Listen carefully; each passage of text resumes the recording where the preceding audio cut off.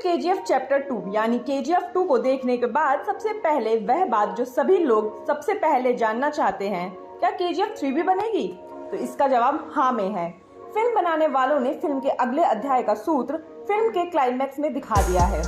Film KGF chapter 2 एक विशाल canvas के लिए सोची गई कहानी है। IMAX पर इसे देखने का आनंद ही कुछ और है। हाँ, बशर्ते सिनेमाघर का ऑडियो सिस्टम ठीक से काम कर रहा हो।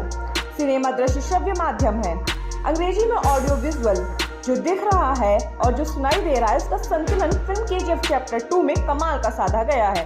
पर्दे पर कुछ नहीं दिख रहा हो और आवाज आ रही हो तो भी दर्शक समझ जाता है कि आखिर क्या चल रहा है। यह फिल्म सिनेमा में एंग्री यंग मैन का वजूद भी तलाशती है और जिस तरह यश के पर्दे पर पहले प्रवेश पर सिनेमा हॉल में दर्शकों की सीटियां, तालियां और शब्दावलियां गूंजती हैं, उनसे लगता यही है कि सिनेमा असल में यही है।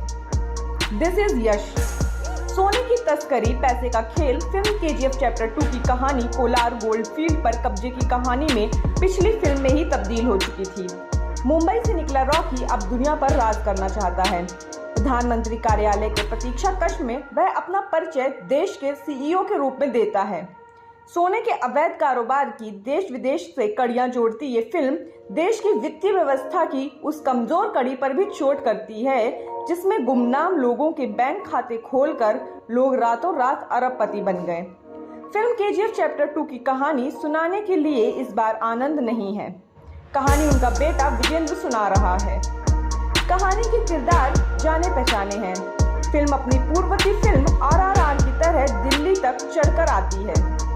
दक्षिण में बन रहे सिनेमा की कहानी को उत्तर तक लाने की जो शुरुआत मणिरत्नम ने फिल्म रोजा में की थी, उस परंपरा की वाहक अब RRR और KGF चैप्टर 2 जैसी मेगा बजट फिल्में बन रही हैं। जानदार पटकथा, शानदार संवाद, निर्देशक प्रशांत नील की फिल्म KGF चैप्टर 2 को लेकर हिंदी भाषी दर्शकों में RRR से बेहतर उत्साह है।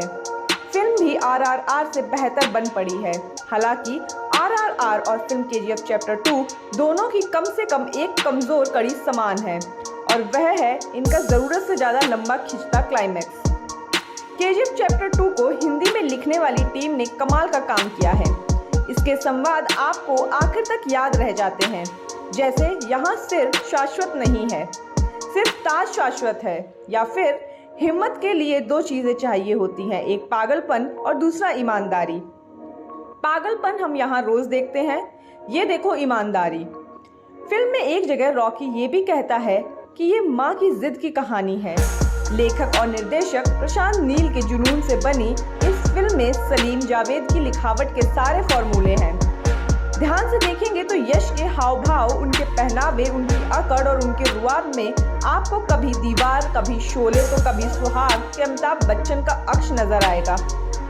सामाजिक समरसता का बड़ा संदेश मुंबई का सिनेमा जब लकीर के एक तरफ खड़े होकर दूसरी तरफ के विलेन तलाश रहा है, तो पहले RRR और अब KGF 2 में सामाजिक समरसता की एक नई इबादत लिखी गई है।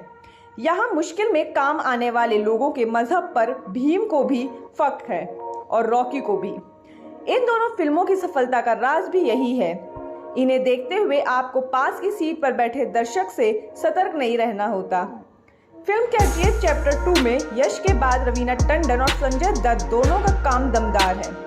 रवीना टंडन ने तो जिस गरिमा और गमक के साथ प्रधानमंत्री का किरदार निभाया है, वह उन्हें आने वाले दिनों में पुरस्कार भी दिला सकता है। संजय दत्त इस फिल्म में अग्निपंथ के कांचा से भी आगे निकल गए हैं। उनकी वेशभूषा और उनके किरदार का रूप चित्रण हालांकि एक विदेशी सीरीज के किरदार से 100% प्रेरित दिखता है, लेकिन उनका काम रौबदार है। श्रीनिधि शेट्टी तो अब KGF 3 में नहीं दिखेंगी, लेकिन समंदर की अंतर्राष्ट्रीय सीमाओं में सोया रॉकी फिर लौटने वाला है। देखें कि ना देखें। फिल्म KGF चैप्टर 2 एक विशुद्ध मसाला फिल्म है। कहानी बहुत हिंसक है, किरदार बातें कम करते हैं, अस्त्र शस्त्र ज्यादा चलाते हैं। ठेठ मुंबईया फिल्मों में मसालों के हाल के दिनों की कथानक आधारित फिल्मों में मिस करते रहे। हिंदी सिनेमा के दर्शकों को यह फिल्म खूब पसंद आ सकती है। बस ध्यान ये रहे कि इस फिल्म में वैसे तो करुणा, श्रृंगार और वात्सल्य के रंग भी हैं, लेकिन कहानी असल में बीभत्स, रौद्र और भयानक रोषों से ज्यादा पगी है। अगर आपको हमारी ये वीडियो पसंद आई हो तो चैनल को सब्सक्राइब कीजिए, लाइक कीजिए, शेयर कीजिए और कमेंट कीजिए और बेल आइकन को प्रेस करना ना भूलें।